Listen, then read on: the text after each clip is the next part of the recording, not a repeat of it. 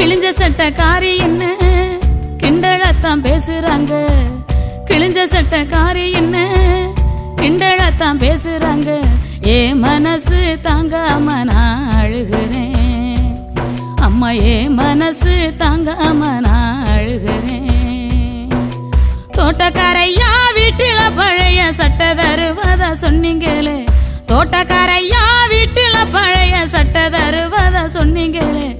வரும்போது மறக்காம வாங்கி வாங்கம்மா. நீங்க வரும்போது மறக்காம வாங்கி வாங்கம்மா.